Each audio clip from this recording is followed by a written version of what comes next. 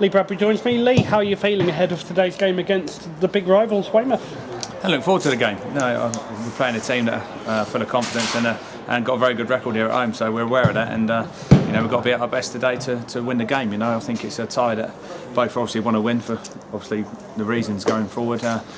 Prize money and an opportunity to get a good tie in the next round. I mean, looking at the game, it is really hard to call. Havant and Waterlooville, of course, should be favourites, but Weymouth haven't lost at home this season.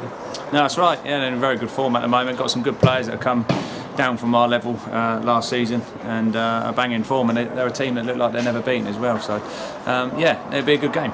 And it's obviously Weymouth's manager's anniversary today. He's been in charge 1 year. What do you make of Jason?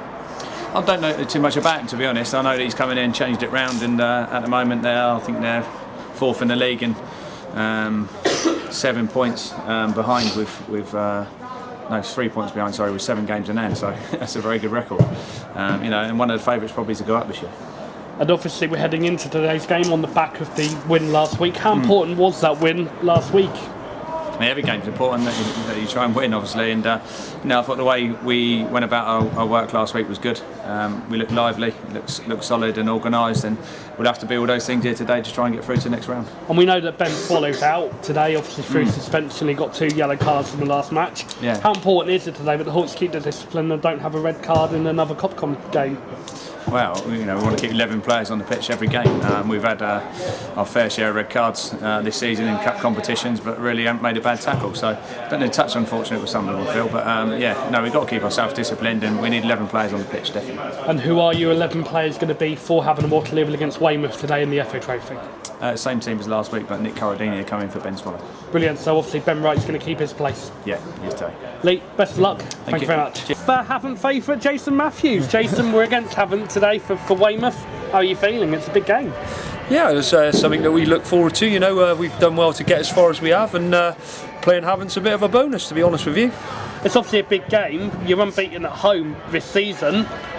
Do you consider your side to be favourites, or was it Havant? Not really. Havant's obviously full-time now, and they've signed some good players, and you've got a good manager, and we're just happy to pit our wits against Havant again.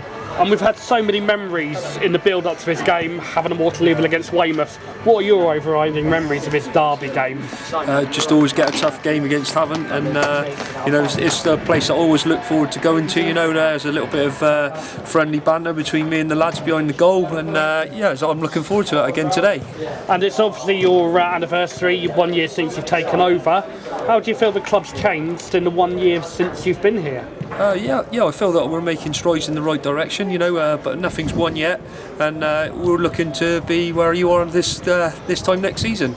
I'm obviously heading into the trophy game. We'd like to get your team selection ahead of the game against Havant and Waterlooville for Weymouth today.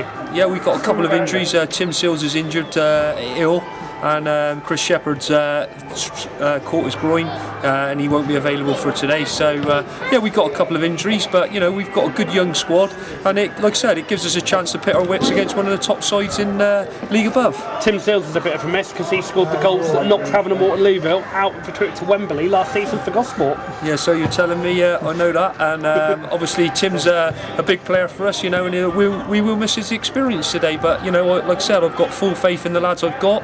And like I said, it gives someone else a chance, and that's all that they can ask. I try to be fair with the lads, and like I said, and hopefully they'll react in the right way for me today. Well, Jason, enjoy the game. We'll speak to you afterwards. Thank you very much.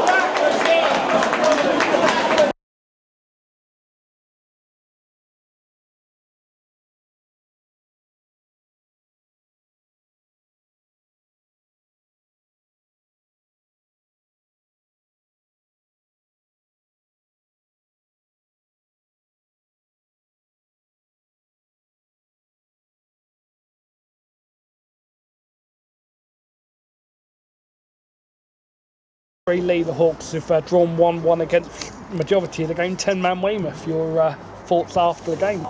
It's disappointing we haven't gone on to win the game, but I felt we certainly made enough opportunities to do so. I think we've gone and made 6 or 7 good opportunities, and the goalkeeper's pulled off a couple of good saves, to be fair to him, but we haven't worked them enough today. I don't think we've made opportunities, but we haven't killed them off in the end. You know, for me, had a lot of possession. But you've got to give them a bit of credit. I think they worked really hard. When they went down to 10 men, they almost upped it a gear and stepped forward and put their foot on the pedal and done a lot of hard running off the ball and got back into the game quite quickly. We always try and get the negatives out of the way. For me and for Brocky in commentary, Bradley Bubb seemed to be offside on every single opportunity, bar his goal. What were your thoughts on that? My thoughts are Bradley Bubb scored 2 and 2, and that's good. I think that's a real positive.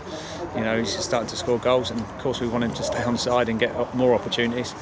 But I think the ball wasn't getting moved quick enough, and obviously the movement from the strikers, not just Bubsy, wasn't good enough at times. So, you know, we'll talk about that, we'll analyse it, look at it, and go for it on Tuesday, and hopefully we can be better at it. And the other negative for me was Josh Huggins getting a yellow card for dissent. I said in commentary, I don't mind players getting done for slightly late tackles, but dissent is something that's silly for me.